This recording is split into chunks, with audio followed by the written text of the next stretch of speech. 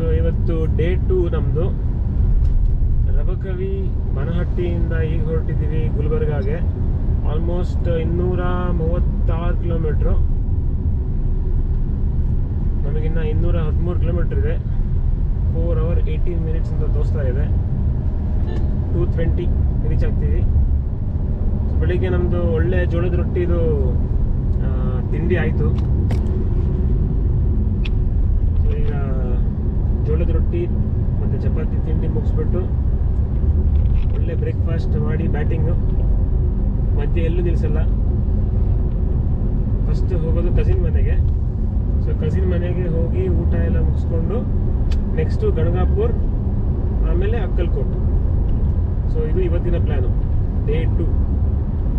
So all together ನಮಗೊಂದು 380 ಅಥವಾ approximate 400 kilometres ಆಗ್ಬೋದು ಡೇ 2ಗೆ.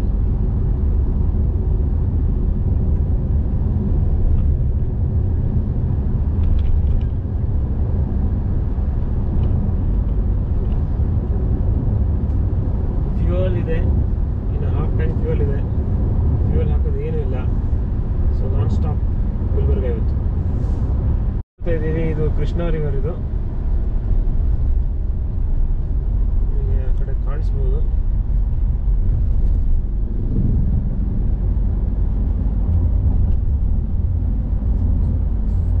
ಸೊ ಇದು ಫುಲ್ಲು ಕೃಷ್ಣಾ ರಿವರ್.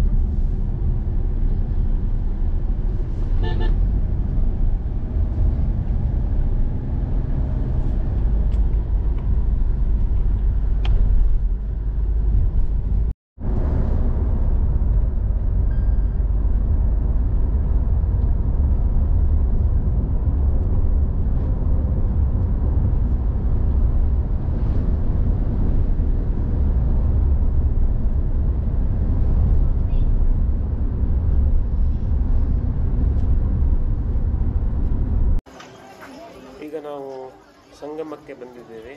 ಸಂಗಮ ಬಂದು ನಿಮ್ಮ ಗಣಗಾಪುರಲ್ಲಿರೋದು. ಇದು ಭಕ್ತಿ ಸ್ಥಾನ ಹತ್ರ. ಯೂಶಲಿ ಇದು ನೀರು ಫುಲ್ಲು ನಿಮಗೆ ಈ ಕಟ್ಟೆ ನಾವೇನು ನಡೀತಾ ಇದ್ದೀವಿ ಎಲ್ಲರಿಗೂ ಬರ್ತಾ ಇತ್ತು. ಬಟ್ ಈಗ ನೀರು ಏನಿಲ್ಲ, ಫುಲ್ ಹೊತ್ತೋಗಿದೆ. ಈ ಮೆಟ್ಲುವರೆಗೂ ಇರ್ತಾ ಇತ್ತು. ಈಗ ನೋಡಿ ಸಂಗಮ ಮಧ್ಯೆ ಇದ್ದೀವಿ ನಾವು. ಬಟ್ ನೀರು ಮಾತ್ರ ಏನೂ ಇಲ್ಲ. ಅಲ್ಲಲ್ಲಿ ಸ್ವಲ್ಪ ನೀರಿದೆ ಅಷ್ಟೇ. ಅದನ್ನು ತಲೆಗೆ ಪ್ರೋಕ್ಷಣೆ ಮಾಡಿ ನಾವು ಹೋಗ್ಬೋದು. ಇದು ಭಕ್ತಿ ಸ್ಥಾನ. ಇಲ್ಲಿ ಜನ ಬಂದ್ಬಿಟ್ಟು ಈ ಗುರುಚರಿತ್ರೆ ಓದೋದು ಅಥವಾ ಬರೆಯೋದು, ಆ ಕಟ್ಟೆ ಸುತ್ತ ಹಾಕ್ಕೊಂಡು ಎಲ್ಲ ಮಾಡ್ತಾರೆ.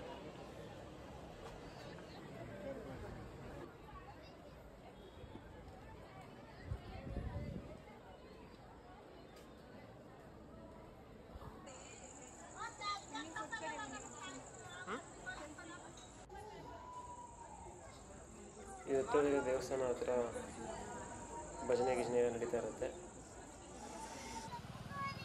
ಸೊ ನಾವು ಇದು ಮುಗಿಸ್ಕೊಂಡು ಅಕ್ಕಲ್ಕೋಟ್ ಹೋಗಬೇಕು ಅಂದ್ಕೊಂಡಿದ್ವಿ. ಬಟ್ ಇಲ್ಲ, ಕಸಿನ್ ಮನೆಯಲ್ಲಿ ಸ್ಟೇ ಮಾಡಿ ಗಣಗಾಪುರ ಮುಗಿಸ್ಕೊಂಡು ಅಲ್ಲೇ ಸ್ಟೇ ಮಾಡಿ ನೆಕ್ಸ್ಟ್ ಅಕ್ಕಲ್ಕೋಟ್ ಹೊರಡೋ ಪ್ಲ್ಯಾನ್ ಇದೆ.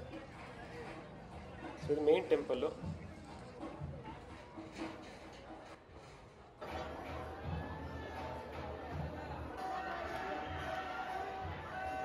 ದೇವ್ರ ಪಲ್ಲಕ್ಕಿ ದರ್ಶನ ಆಯಿತು ನಮಗೆ, ಸ್ಪೆಷಲ್ ದರ್ಶನ. ಸೊ ಒಳಗಡೆ ನಾವೇನು ನೋಡ್ತಾ ಇರೋದು ಈಗ ಕ್ಯೂವಲ್ಲಿ ನಿಂತ್ಕೊಂಡಾಗ ತೆಗೆದಿರೋದು ಆ ವಿಡಿಯೋ ಇದು. ಬಟ್ ಒಳಗಡೆ ಹೋಗಿ ಅಂದರೆ ಮೆಟ್ಟಿಲಿಗೆ ಒಳಗಡೆ ಹೋಗಿ ದರ್ಶನ ಮಾಡಿ ನಾವು ಮುಂದೆ ಹೋಗ್ಬೋದು. ಸೊ ಇದು ಪಲ್ಲಕ್ಕಿ ತುಂಬ ವಿಶೇಷ ದರ್ಶನ. ನಮಗೆ ದೇವ್ರ ದಯದಿಂದ ಒಂದು ದರ್ಶನ ಆಯಿತು.